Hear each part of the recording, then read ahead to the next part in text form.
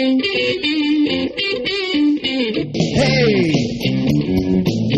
ponete ahora a escuchar.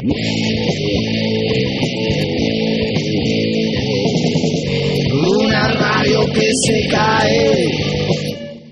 Una radio que se cae. Presenta.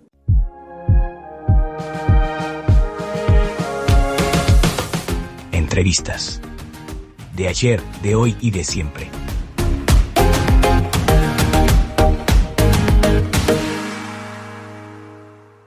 Hoy estamos con el periodista, escritor Jorge Giles, quien tan amablemente accedió a esta charla para el podcast Entrevistas de una radio que se cae. Buenas tardes, Jorge. Muchas gracias por venir. Como ya dijimos en la presentación, estamos con Jorge Giles. Y bueno, para comenzar, me gustaría que nos cuente del libro Caridi, no me olvide. Bueno, la verdad que es muy lindo estar aquí con ustedes y compartir pedacitos de historia, digamos, que hacen la historia de este país, de este pueblo, ¿no? Y sin duda que Carlos Caride es una parte importante de la historia de nuestro pueblo, lamentablemente olvidada, digo yo, ¿no? Es una historia que está un poco escondida, digamos. No debiera estarlo. Debiera estar entre los primeros lugares de nuestros próceres de la resistencia peronista, de la resistencia popular, diría más bien, porque es más abarcativa, ¿no?, la resistencia, pero a mí siempre me develó, digamos, una pregunta, ¿no? Si esta generación nuestra que Néstor Kirchner llamó la generación diezmada, ¿tenía o no tiene un primer eslabón? ¿Hay algún eslabón perdido, digamos? Porque a veces suele pasar que hay etapas en la historia donde no hay un eslabón, sino es una cosa más difusa, más colectiva. Y si bien el eslabón, digamos, de la resistencia peronista es colectivo, es la verdad bastante compleja, digamos, de abordar, hay un eslabón inicial, y ese eslabón inicial es Carlos Alberto Caride. Ahora eso hay que fundamentarlo, porque si uno no lo fundamenta, queda solamente como una cuestión de voluntad, digamos, ¿no? Por lo tanto, abordar la escritura de este libro en particular significó para mí entrar en la investigación de la vida de Caride, de su historia larga, de su caída final durante la dictadura, en un enfrentamiento con la dictadura. Y ahí te encontrás con un personaje hermoso, digamos, humanamente, políticamente, que tiene de alguna manera su bautismo militante el 16 de junio de 1955, cuando fue el bombardeo De la Plaza de Mayo. La Plaza de Mayo, digamos. Que fue un genocidio localizado en un día, digamos, en un puñado de horas y sobre distintos lugares. Algunos creen que es solamente sobre la Plaza de Mayo. Ahí se dio el principal bombardeo, digamos. Ahí estuvieron las más de 350, casi 400 víctimas, digamos, de ese bombardeo, todos civiles, muchos niños, maestras, gente de trabajo. Un micro de niños, sí, de escolar. Hay varios micros porque había un acto escolar. No, me detengo en esto porque por ahí, cuando decimos, bueno, qué mal que está la situación ahora, digamos, a nosotros nos cuesta a veces a nosotros digo como sociedad, como pueblo, meter los elementos que nos dan nuestra propia historia y que son muy valiosos, digamos, y tenemos que conocerlos, porque si no, como decía Rodolfo Walsh, parece que no tenemos historia y siempre tenemos que estar comenzando de cero. Este pueblo argentino tiene mucha historia por atrás, digamos, y seguramente va a tener mucha historia por delante. Pero Caride con sus 13 años estaba terminando la escuela primaria con su hermana, Susana, que tenían muy poco tiempo de diferencia de edad, digamos. Estaban convocados ese día para ir a Plaza de Mayo a un acto de desagravio a la bandera argentina convocada por el general Perón, por el presidente de la Nación. ¿Por qué? Bueno, seguramente muchos oyentes deben conocer la historia, pero no está mal recordarla, digamos. Porque días antes, la reacción antiperonista, antipopular, antiperonista, acérrima, fanatizada, digamos, como una muestra de ataque al gobierno de Perón, no se le ocurre mejor idea, y trágica idea, de salir a quemar banderas argentinas. Yo suelo decir que quizás no se equivocaron, ¿no? Porque la bandera argentina para un peronista es lo más sagrado que hay, digamos, ¿no? Pero ¿hasta dónde llega el odio, no? Uno cree que el odio comenzó en estos años, ¿no? El odio es antiquísimo, está en la génesis de la propia historia de la República Argentina. Entonces, en desagravio a la bandera argentina, Perón convoca ese acto el 16 de junio. A veces se olvida ese dato, pero este dato es muy importante para explicar por qué había niños, por qué había maestras, por qué había no un colectivo, varios colectivos escolares, y por qué se movilizaron algunos sindicatos, digamos, para ir al acto de desagravio. Entonces, Carlitos Caride le había comentado a su mamá, asturiana, empleada, él decía, obrera de limpieza. No le gustaba que digan que su mamá era empleada doméstica. No, mi mamá es obrera de limpieza. La conciencia de clase de un pibe peronista, ¿no? De un niño peronista. Entonces, cuando se aprestan en realidad estaban por almorzar, y lo más temprano posible, porque estaba el acto, comienza el rugir de los aviones, salen a mirar al patio del conventillo, en uno de los conventillos más populares en San Telmo, muy, muy humilde, y ven la panza de los aviones que se dirigen hacia la plaza, digamos. Y casi al instante, las primeras bombas cayendo sobre la plaza y sus alrededores. ¿Qué hace Carlitos Caride, digamos? Vuelvo a repetir, un niño de 13 años. Se calza rápido los botines y sale corriendo con los gritos desesperados de la madre que le dice, ¿a dónde vas? Por el peligro, digamos, que se veía en el aire, ¿no? Y Carlos, lo que cuenta la hermana y lo que él mismo va a contar años después, es lo que le dice a la mamá están mis compañeros allá. Entonces, ese Carlos Caride va a estar desde el mediodía, desde que comienza el bombardeo, hasta entrada la noche en Plaza de Mayo. ¿Haciendo qué? Ayudando. Ayudaba a transportar a niños como él, digamos, que estaban despedazados en la plaza. Ayudó a algunos soldados, digamos, a mover los soldados leales a Perón, sobre todo el regimiento granadero, a mover, digamos, los carros que transportaban los cañones antiaéreos. Todo en medio de ese caos que se suscitó en la ciudad, ¿no? O sea, él no estuvo de casualidad en la plaza, él fue a la plaza corriendo cuando vio el peligro que corrían sus propios compañeros.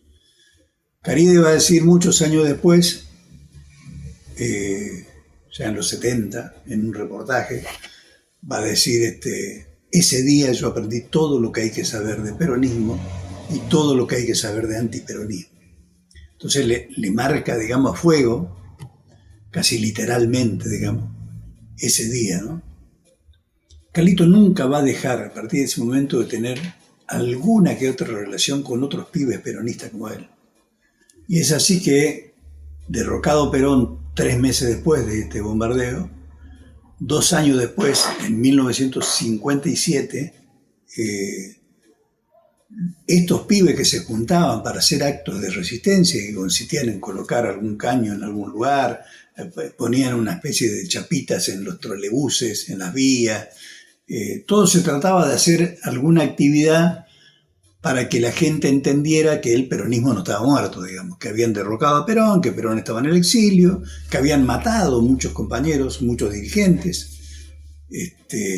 Bueno, ya había pasado 1956 con los fusilamientos de León Suárez, del general Valle. Y en 1957 se reúnen jóvenes peronistas y van a crear una organización, una sola. Y le van a dar un nombre, Juventud Peronista. Así, a secas.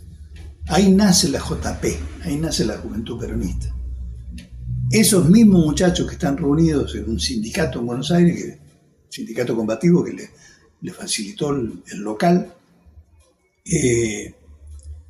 van a crear su propia organización y su propia conducción, digamos, de la agrupación, ¿no?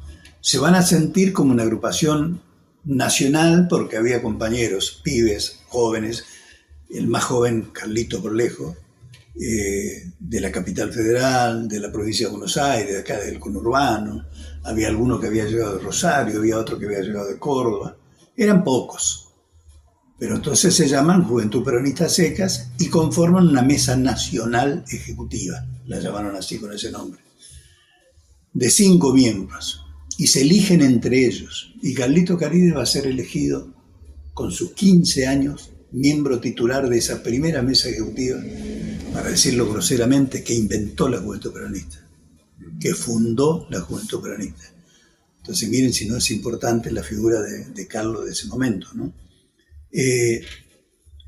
Y estos compañeros van a comenzar cada vez más organizadamente a transcurrir su etapa de resistencia peronista, digamos, con una sola consigna, con un solo objetivo, la vuelta de Perón. La vuelta de Perón. También le contamos a quienes nos puedan compartir con nosotros esta charla, que el no me olvides es un poco decirle a Carlito, no me olvides porque nosotros no te olvidamos, pero en realidad se menciona la flor de no me olvides, que era la florcita esa tan linda que hay, que se llama así, no me olvides, y que los compañeros, Jaureche tiene un poema, no me olvides, que es muy lindo. Los compañeros, para reconocerse en la calle, acordémonos que no existía el celular, no existía, bueno, ellos no tenían teléfono tampoco,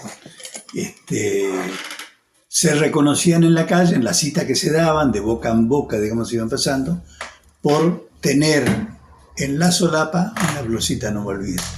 Eso duró un tiempo, ¿no? Hasta que la cana se avivó de que ahí había una clave y comenzó a perseguir a todos los que tenían la flor no me olvides, digamos.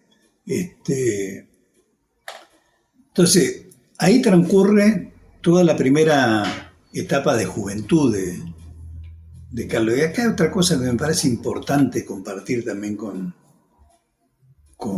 quienes estamos compartiendo esta charla. Yo digo que ahí en la investigación uno también descubre, o uno también investiga, uno también amplía, profundiza, de que nace la juventud como tal, digamos. Ni en el primer gobierno de Perón, ni en el segundo gobierno de Perón existió la juventud como tal. Estaba lo que se llamó la juventud justicialista, del Partido Justicialista, que eran jóvenes auxiliares de los adultos, digamos. Dice la sociología que la juventud como rama etaria no existió siempre. Es una construcción cultural, digamos. Antes eran solamente o niños o eran adultos. De la niñez pasaba a la adultez, digamos. Y lo que eran más pibes, bueno, auxiliaban, colaboraban con los adultos.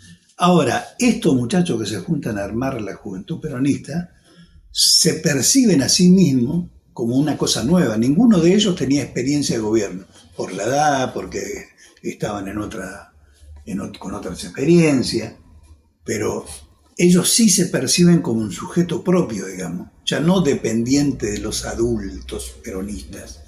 Ellos son la juventud peronista. ¿Quiénes están ahí con Carlito? Bueno, está uno de sus mejores amigos, le decía que era el hermano, que era Émbar el Cadri, que va en realidad Émbar entra ya finalizando el 57, digamos, lo engancha justamente Carlitos. Está el Tuli Ferrari, un gran compañero de acá de La Matanza. Otro amigo íntimo. Ahí todavía es todo Juventud Peronista. Se llamaba Juventud Peronista. ¿Y después pasa la FAP o no, todavía eso no? Viene después. Porque también va con Cadri, ¿no? Sí. Con el Cadri. Sí. Y en esa primera experiencia, ese primer eslabón, digamos, que estamos contando, también estaba un amigo muy querido, muy, muy, muy hermanos, no solamente en la lucha política, digamos, de la resistencia, sino de encontrarse, a tomarse un vino, a tomarse un café. Un hermano, digo, de Carlitos Caride, que fue Felipe Vallese, el compañero que es nuestro primer desaparecido. También le contamos a quienes nos están escuchando, ¿no? El primer desaparecido en la Argentina no se llamó, se llama Felipe Vallese. Y es un compañero que tenía su doble condición, digamos, de ser un delegado sindical, era delegado en su taller metalúrgico, era delegado de la Unión Obrera Metalúrgica, y a su vez era parte de esta juventud peronista. Bueno, la historia de Felipe creo que bastante conocida, digamos, pero bueno, era un compañero de esta camada de jóvenes que crean la juventud peronista. El tema de las organizaciones en realidad surge por imperio de la misma lucha, digamos, la necesidad de ir perfeccionando de alguna manera los mecanismos de organización de eso mismo, digamos, por un lado. Y por otro lado, el llamado que hacía Perón desde el exilio. Los compañeros de la juventud peronista surgieron para traer a Perón a la Argentina. Esa, como dije, era su meta, digamos. Salir a hacer actos de resistencia para pedir por Perón, para viva Perón, carajo, y se iban, y por ahí había algunas piñas con alguno que los bardeaba por peronistas. Pero comienza una etapa, digamos, donde se agudiza la lucha. Y un Perón que desde el exilio alienta a la juventud a organizarse, y Perón que habla de hay que dar la lucha en todos los frentes, y todos los frentes incluye el frente militar, y hay que organizarse, porque si no la dictadura no nos va a dar, decía Perón, con toda razón del mundo, ¿no? No nos va a entregar fácilmente el poder, no a nosotros, sino al pueblo, digamos. Entonces, ahí es donde ellos se plantean la organización, una organización más integral, que va a ser las Fuerzas Armadas Peronistas, la van a llamar así, digamos.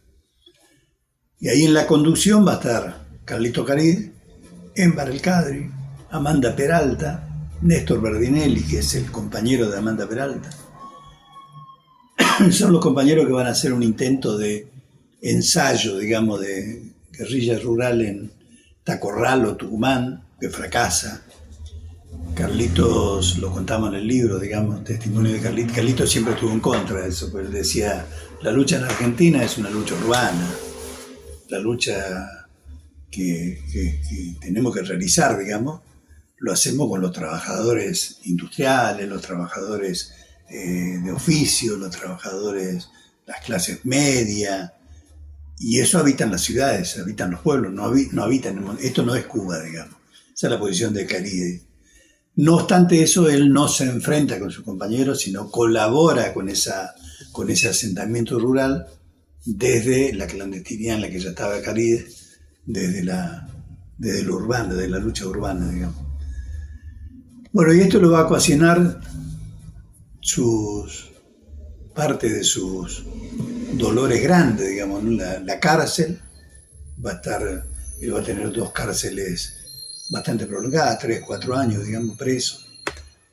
La primera, como decimos en el barrio, se comió un garrón, pero un garrón fabricado, digamos, no un garrón de casualidad, sino la policía que andaba atrás de Caride, porque tenía todos los datos de quién era ese pibe, digamos, que andaba conduciendo a tantos jóvenes, junto con otros, ¿no?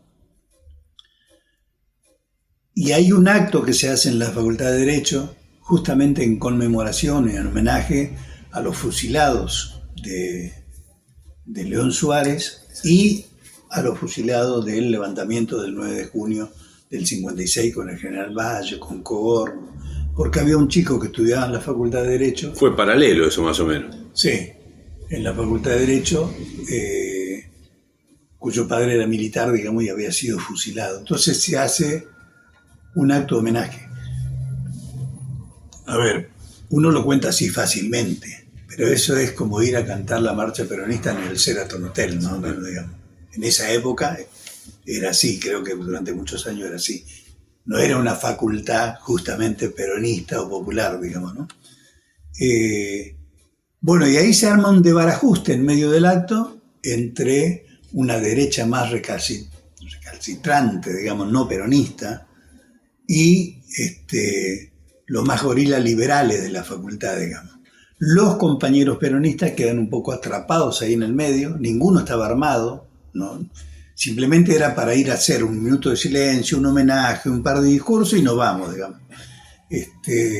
Pero estos otros dos grupos están muy enfrentados adentro de la facultad, se empiezan a los tiros, digamos. Y cae muerta una compañera. La policía, ¿qué va a hacer? Va a aprovechar el caos que se genera y va a acusar a Caride, digamos. Yo me dediqué a investigar, que diría, sin exagerar, casi hoja por hoja del expediente policial o de los expedientes policiales, del sumario que se abrió en la Facultad de Derecho en aquellos años. Hay un sumario abierto por ese tiroteo que se armó en ese entonces, y en ninguno aparece Caride como que estaba armado, no hay ningún testigo, digamos, ¿no? No hay nada. Así que es un dolor profundo que tenía Caride de cómo a veces, digamos, las clases dominantes emplean sus fuerzas policiales para inventar cosas sobre...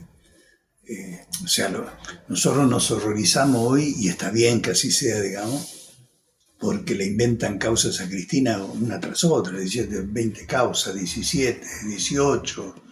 Bueno, tampoco es nuevo, digamos. Por eso digo, hablar de Caride también es hablar de la actualidad, digamos. En este caso le costó la cárcel a Carlito, y además de la cárcel le costó sobre todo la tortura, los dientes rotos, las costillas rotas. Carlitos, para hablarte del libro, a mí en general no me gusta hablar del libro porque yo soy de lo que creen, que cuando uno escribe y cuando el libro se publica, el libro es un ser vivo que cobra independencia, digamos. Entonces, el que lo lee lo va a querer o no lo va a querer. Podrá decir, mira qué bueno que está, o podrá decir, esto es una porquería. ¿No? O sea, el libro habla, digamos. Es como explicar un cuento, es como explicar un chiste, digamos, ¿no? Yo creo que respeto a los que presentan libros. En el caso nuestro, digamos, estamos presentando el libro, felizmente en muchos lugares nos llaman, como que se despierta ahí un nervio de la memoria popular y alguien dice, no, a mí me hablaron de Caride. Ahora, ninguna de las presentaciones nosotros hacemos la presentación clásica de un libro, de una cosa cartonada, almidonada. No, se produce después una linda polémica, digamos, una linda charla de ida y vuelta, porque hablamos fundamentalmente, más que del libro, de toda esa generación de compañeros de la resistencia, de la primera resistencia, digamos. Y en el caso de Carlos, esta singularidad que tiene su historia, ¿no? De haber tenido 13 años viviendo, sufriendo, esa experiencia de estar adentro de la Plaza de Mayo mientras era bombardeada, ayudando, socorriendo a sus compañeros y a la gente que estaba ahí afectada, y que no terminó de luchar nunca, digamos, ¿no? Siempre estuvo presente. Y les voy a contar un dato, digamos, que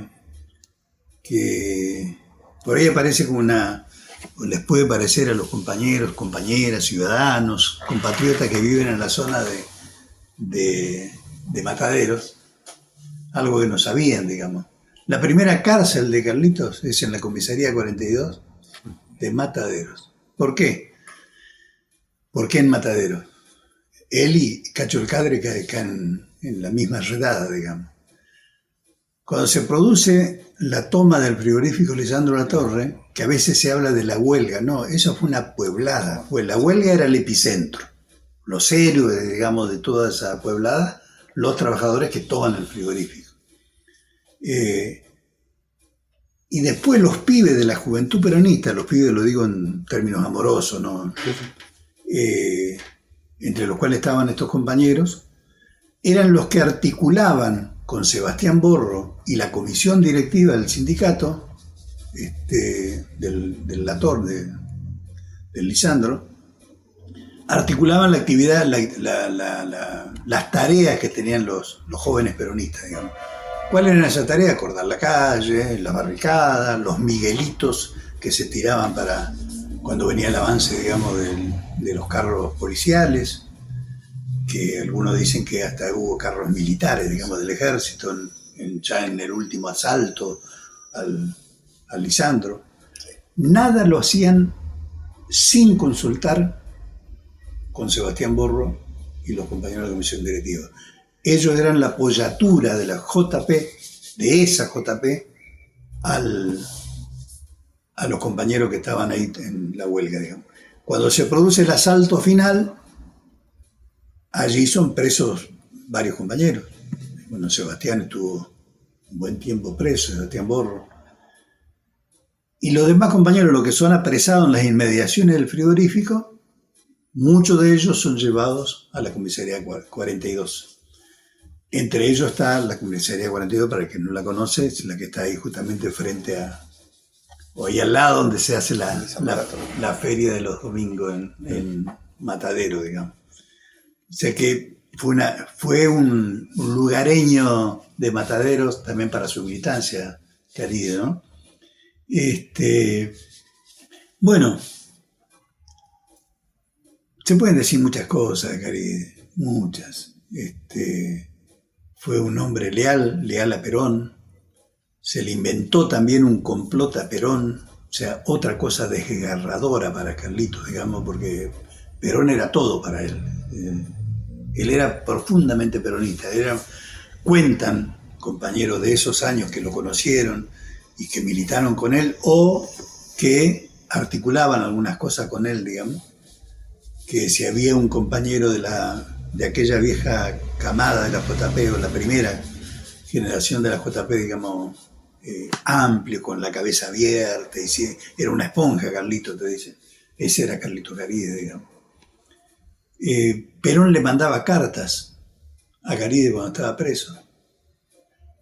Cuando Caride, por la humildad de su familia, no tenía ninguna posibilidad de que le metan un abogado, digamos, un día se presenta, nada más ni nada menos, que un doctor llamado Ventura Mayoral. Se presenta ante la familia y le dice: el general Perón me encomendó que yo sea el abogado de Carlitos, pero no tenemos plata, le dice la madre, cuenta su hermana. Ese es un problema que ustedes no tienen. Esto es un pedido que me hace el general Perón. Entonces contamos, ¿quién es Ventura Mayoral? ¿Quién fue Ventura Mayoral? Ventura Mayoral es el abogado histórico del general Perón. Desde que se va de la Argentina, digamos, de que lo echan de la Argentina, de que lo derrocan a Perón, el abogado de Perón siempre fue Ventura Mayoral. Y ese prestigioso abogado es el mismo abogado que Perón le manda la tarea, digamos, de defender la Caride. Miren si no es importante que la Caride. Entonces, remarco estas cosas, digamos, todo detalle, porque vuelvo al principio. ¿Por qué creo que es el primer eslabón? Por esos datos que doy de los 13 años que está en la lucha. ¿Por qué creo que no está debidamente reivindicado? Y porque no lo conocen, no es conocido, no hay infinidad de unidades básicas, de locales partidarios, de locales culturales que se llaman Carlito Caride, digamos. Entonces, yo creo que, por lo menos yo lo siento así, digamos, no quiero que nadie se sienta interpelado, pero yo siento que es una obligación hasta moral, si se quiere, digamos, reivindicar la figura, la trayectoria de Carlos Caride, uno de los hacedores de la vuelta de Perón a la Argentina, y con gran parte de su generación, ¿no? Y a su vez para ser nosotros fieles a una historia que nos pertenece a todos, digamos. No podemos dejar que esta historia caiga en el olvido. Sobre ese olvido se construyen políticas, y acá hago un salto en el aire y en el tiempo. Sobre este olvido se construyen muchas veces políticas como la de Milei, como la de Macri, como la del mismo golpe sangriento de la última dictadura cívico-militar. Acordémonos, mucha gente decía, pensar, yo he escuchado hasta honorables mujeres de los organismos de derechos humanos contarme, pensar que cuando se dio el golpe nosotros dijimos: menos mal, ahora se terminó el enfrentamiento entre peronistas y ahora voy a recuperar a mi hijo, que no sé todavía dónde está. Ya había desaparecido, estaban las 3A del brujo López Rega actuando, que son las que le inventan el complot de Caride, digamos. Entonces me parece que es una obligación moral, digo, de todo punto de vista. No es una cuestión partidaria solamente, eso quiero acentuar, digamos, sino que es necesario para que nosotros podamos construir un país mejor, que nuestros jóvenes, que nosotros mismos, digamos, seamos conscientes de los valores que tenemos por detrás, digamos, y esto no es solamente un verso demagógico porque queda lindo decirlo, digamos, sino que hay que hacerse cargo de esta historia. No puede ser que mueran 2 veces, 3 veces, 4 veces mueran, digamos.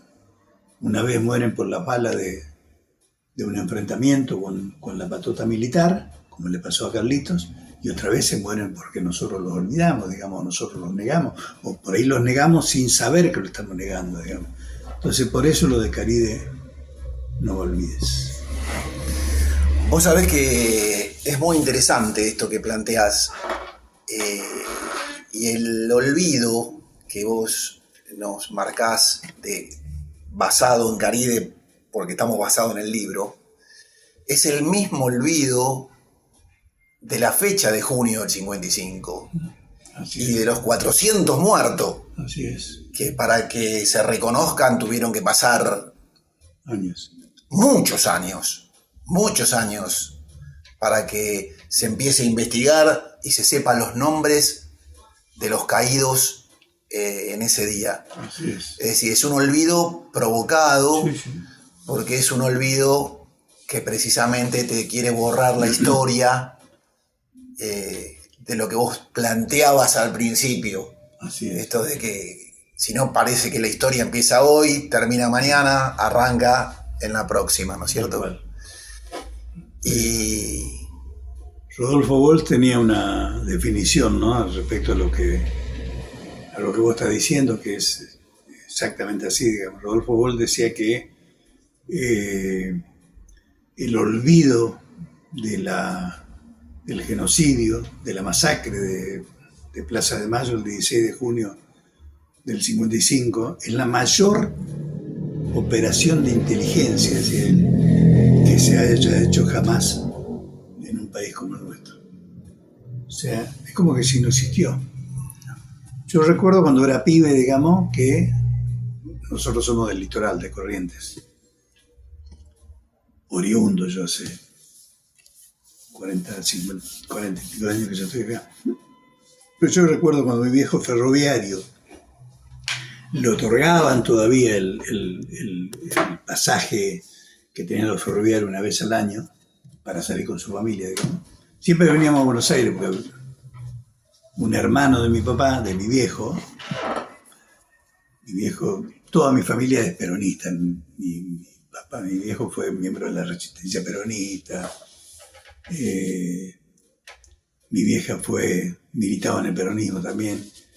Pero lo que iba a contar es que las pocas veces que vinimos, siempre repetíamos el mismo trayecto que el que nos hacía mi viejo, ¿no? Que era llevarnos a conocer el lugar, pasábamos de lejos, pero ahí estaba el basural donde mataron a los compañeros. Y el otro lugar eran las paredes de lo que es el Ministerio de Economía, toda la zona que rodea, digamos, Plaza de Mayo, donde estaban los buracos, ¿no?, los agujeros de las balas, digamos, ¿no? Ese es un tema para mí, digamos, desgarrador, pero apasionante para encararlo y sobre todo para hacer justicia también con todos esos muertos, digamos. ¿Por qué los tenemos que olvidar, digamos? Porque al acordarnos de ellos, también nos acordamos de la naturaleza de la oligarquía que nosotros tenemos. Es una oligarquía que en su naturaleza está el odio. Algunos compañeros dicen porque para abreviar, bueno, esa fue la masacre que se produjo porque querían matar a Perón. Sí y no, digo yo, investigando, digamos. ¿Querían matar a Perón? Sí, lo querían matar a Perón. Pero no querían matar solamente a Perón, querían darle un escarmiento al pueblo, como para que cualquiera de los vecinos, cualquiera de los compañeros a nivel popular se preste a salir nuevamente a apoyar a Perón. Bueno, miren lo que pasó, fue un escarmiento al pueblo, digamos. Yo digo en el libro, en este país lo único, pese a que la frase es de Perón, pero lo único que hicieron tronar el escarmiento siempre fueron miembros de la oligarquía, digamos.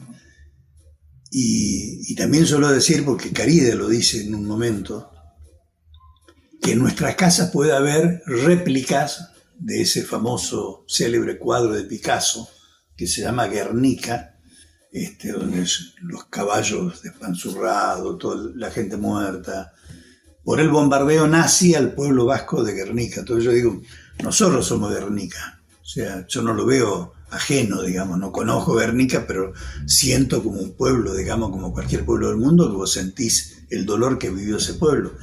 Ahora fíjense, ¿no? Ahí hubo menos muertos que en la Plaza de Mayo. Y fíjense otro dato. La aviación que bombardea el pueblo vasco de Guernica, porque era un pueblo muy resistente al avance nazi en Europa, es la aviación alemana. O sea, es la aviación alemana que bombardea un pueblo vasco español, digamos. Acá, sin embargo, fue la misma aviación de nuestra propia nacionalidad lo que bombardea. Y bombardea y son recibidos después, cruzan el Río de la Plata y saben que son recibidos en Montevideo con todos los honores, digamos. Y esos tipos van a estar ahí unos meses porque saben que a los pocos meses venía el golpe final, el masazo final, digamos, que fue el 16 de septiembre del 55, ¿no? El derrocamiento de Perón. Bueno, todo eso lo vive esta hermosa historia, triste historia por momentos, dolorosa historia, digamos, de Carlos Caride, ¿no? Así que bueno, eso es lo que andamos recordando. Sí, estaba pensando, mientras decían las cifras de los damnificados en ese atentado, que fueron más muertos que usted tiene que ver, usted también fue director de algo de Malvinas, sí. Hubo más muertos que en el continente de la guerra. Sí. Más Sí. muertes con el continente. Bueno, con el Belgrano fueron un poco más, pero sí. 300 y pico de personas murieron en la guerra, en el continente. Sí. Y hay 400 personas con unos bombardeos. Claro, pero... Es increíble. Pero aún así, digamos, no es comparable en el sentido que eso... No, le quiero decir la magnitud. No, la magnitud, sí. No, acá es terrible, porque además no tenemos que olvidarnos que además de los muertos, como dije hace un rato, de Plaza de Mayo están los muertos acá en la avenida Corval, acá cerca de Matadero, Liniers, digamos, en La Tablada, pero sobre la General Paz se estaban agrupando trabajadores de una fábrica de jabón federal famosa. Sí, estaba en Corval y General Paz. Sí, justo, Corval y General Paz. Se estaban concentrando los laburantes ahí porque venían a la plaza. Y ahí pasa un vuelo rasante de un par de aviones de la aviación aeronaval, que también los bombardea, y también hay trabajadores muertos. También hay trabajadores y gente, incluso pibes muy jóvenes, que mueren ametrallados en la zona donde estaba la residencia presidencial, que es el terreno que hoy ocupa lo que es la Biblioteca Nacional, digamos, que fue derrumbado por el odio oligarca después del 55. Todas esas cosas ocurrieron, digamos, ¿no? Y si uno pudiera, en términos de fantasía, decir, bueno, pero eso ocurrió en un momento, no ocurrió nunca más. No, mentira. No es así, digamos. Los sucesos que ocurren en la historia son sucesos que siempre están concatenados. Siempre.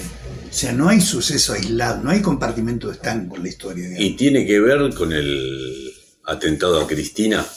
Totalmente. Como diciendo... Totalmente. No sé si es para vos, pero es para que que sepan que te puedo matar a vos. Exactamente. No, yo creo que la quisieron matar. Sí, no hay ninguna duda. No, pero si podían matar a ella, pues también es para los demás. Lo que pueden hacer. Pero por eso, ahí volvemos de vuelta a insistir, y yo creo que hay que insistir 1.000.000 de veces hasta que dejemos de respirar.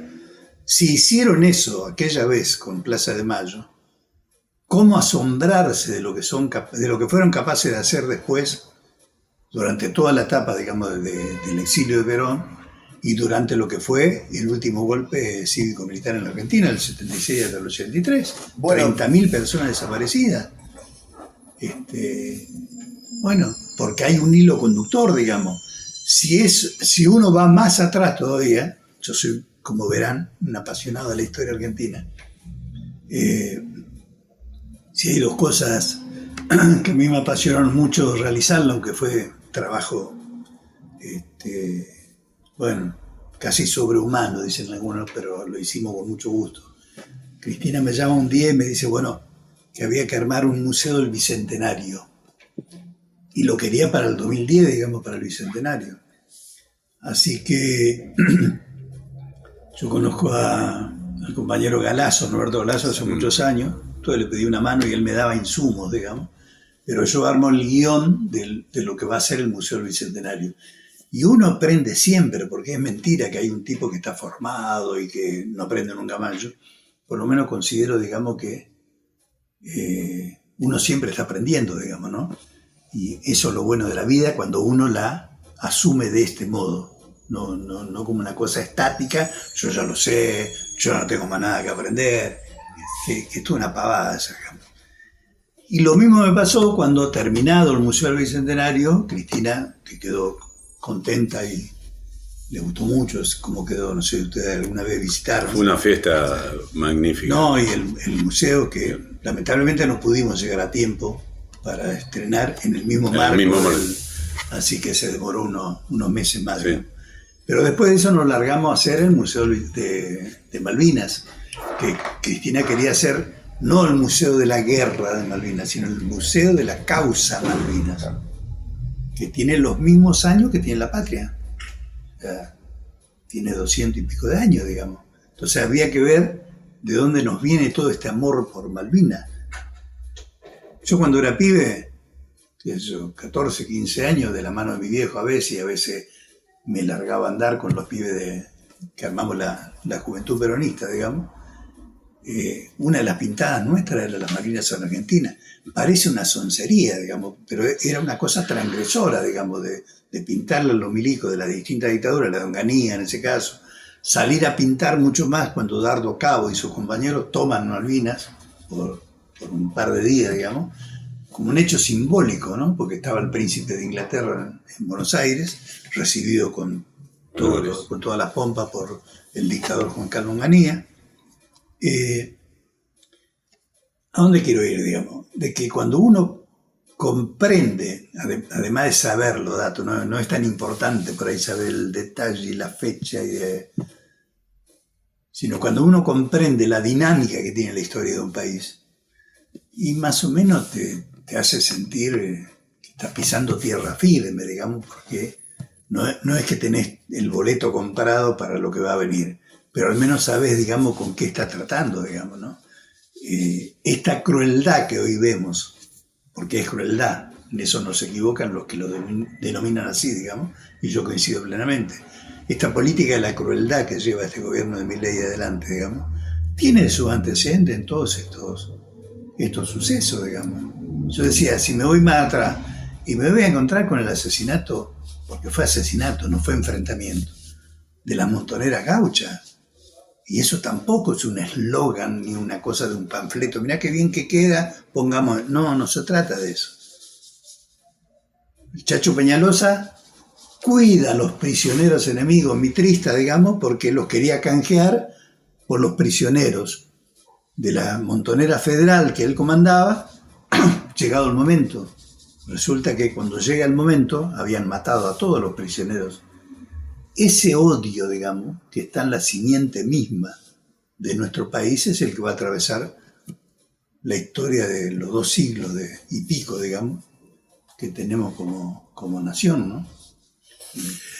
Todo esto es súper interesante y permitime traerte a la actualidad. Sí.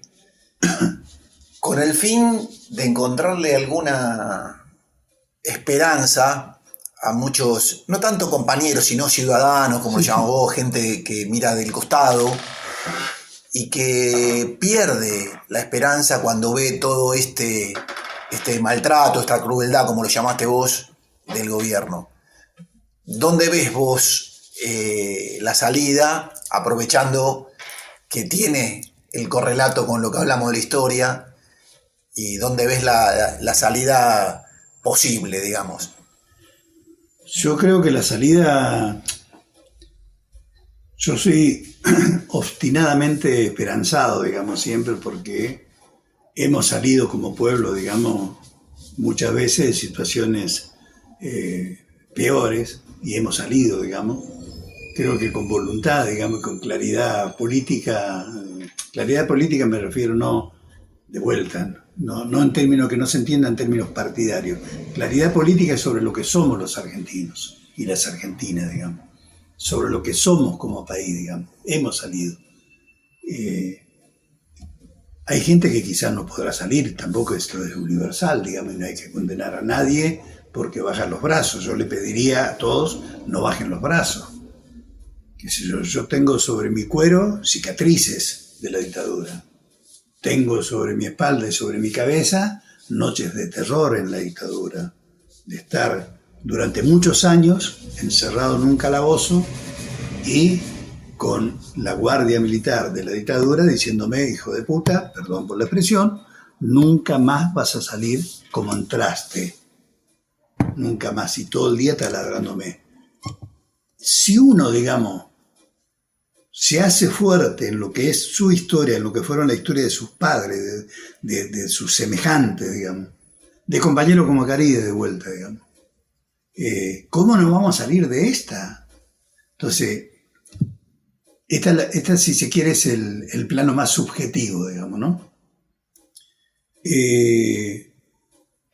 Yo soy testigo de una causa de lesa humanidad, que es una de las causas principales que le costó la prisión a la Junta Militar, digamos, en el primer proceso judicial que se hace, que es el juicio a la Junta Militar, ¿no? Hay una causa de todas las que se le llevaba a Videla, Macera, Agosti y a toda la camandula esa que se llama la causa 13. La causa de la masacre de Margarita Belén en el Chaco es la causa principal, o es una de las principales que está metida en ese capítulo, digamos. Tiene un libro ustedes. Sí, pero ¿por qué la principal? Porque ellos mismos, los asesinos, los genocidas, se dedicaron a dejar todos los dedos pintados, digamos. Querían que se sepa que fueron ellos, digamos. Querían que se sepa que así terminan los que se oponen a la dictadura, digamos. Y hoy, pasados los años, nosotros logramos, Néstor Kirchner mediante, Cristina Fernández de Kirchner mediante, hay que ser justo con eso, porque si no, nosotros siempre estábamos remando, no digo en el vacío, pero casi, digamos, para que se haga justicia, para que se abra juicio. Yo viajé a España a verlo a Baltasar Garzón para ver si habría un capítulo argentino. ¿Por qué? Porque las causas acá se caían, se morían. Leyes de obediencia debida, punto final, el indulto de Menem. Eso hacía que perdiera tono jurídico la causa. Y sin embargo logramos con los años que venga un tipo, un flaco de la Patagonia y que diga, ¿cómo es el asunto? No.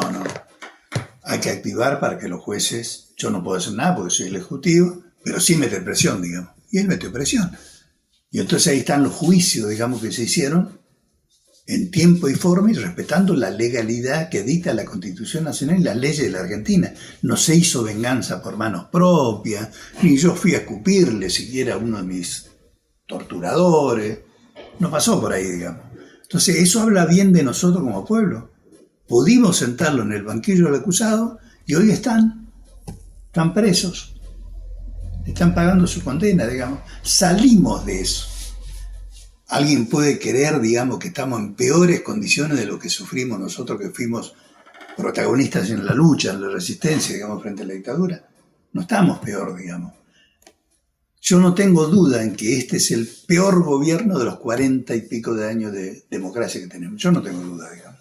Es lo peor, porque la hazaña que tiene de vuelta al tema de la crueldad, el hecho de que es un gobierno que ni siquiera le hace cosquilla a la movilización popular de los estudiantes y toda la comunidad universitaria y todos quienes acompañamos, digamos, la lucha de la universidad. Hay otros gobiernos que, aunque más no sea por reflejo oportunista, si querés, reaccionan y dicen, che, aflojemos un poco. Este no, digamos. Yo creo que ni políticamente le conviene no darle bola a los jubilados y a los estudiantes. Me parece a mí, no sé. No, bueno, pero es porque tienen ese esquema en la cabeza de que vienen para destruir. Él es el topo, digamos, para seguir en la actualidad. Él se define, digamos, el topo de dentro del Estado para romper el Estado. Pero yo creo que contra la lucha del pueblo, entonces, ¿cómo se sale con la lucha del pueblo? Con la lucha en la calle. Fijémonos lo que está pasando en en el hospital que es prácticamente único en la Argentina. El Bonaparte. Laura Bonaparte, querida compañera de Madre de Plaza de Mayo. Acaban de anunciar que van para atrás con la desaparición lisa y llana del hospital. No, nosotros no dijimos nunca eso, están diciendo ahora. Nosotros dijimos que va a haber una reestructuración, pero vamos a ver hasta dónde cumplen, digamos. Pero es evidente que solamente la lucha en la calle y la unidad del pueblo puede esto. Cuando hay un sector dentro del campo popular que tiene solamente una urna en la cabeza y solamente se guía por el calendario electoral, se guía por a ver qué cargo tengo yo, o mi candidato, a ver cómo lo posiciono, y si no está él, bueno, todo lo demás no vale, digamos. Ahí estamos perdidos, porque ahí sí nos entra la cuña divisora, digamos, sobre nosotros. Me parece que hay que charlar con esos compañeros, hay que discutir, decir, no hay elecciones, flaco, no hay elecciones en el año 2024 en el que estamos. Las elecciones son 2025. La pregunta que yo me atrevo a decir, sin arriesgar a dar ninguna respuesta, ¿y vos cómo sabés que vamos a llegar al 2025? Además, digamos. Entonces, ¿por qué tenés esa urna en la cabeza de tenemos que organizarnos para las próximas elecciones? La gente hoy está organizándose de abajo para arriba para que le alcance el peso para llevar el plato de sopa a la mesa del hogar. En eso nos tenemos que ocupar, digamos. Lo otro vendrá por añadidura. ¿Quién se posiciona mejor? Yo creo que hay una sola líder que tiene este pueblo, que se llama Cristina Fernández de Kirchner, y que discutir eso, digamos, también es atentar contra la unidad del campo popular. También es ser funcional a los objetivos que tiene el gobierno, digamos. Hay que ser cuidadoso con eso. Yo creo que si somos cuidadosos con todo eso, cuidadoso quiere decir en el sentido de respeto a lo que hemos construido. Un liderazgo como el de Cristina no es solamente, que me perdone Cristina, obra y gracia de Cristina. Es la construcción de una sociedad, es la construcción de un pueblo, es la construcción de ella en diálogo con su pueblo permanentemente. No podemos nosotros, en nombre de un interés mezquino, digamos, atentar contra eso. Me parece que tenemos que fortalecer eso. Así que bueno, me parece que la respuesta posible, digamos, es esa. Yo creo que ahí, diste en la tecla totalmente, es tal así.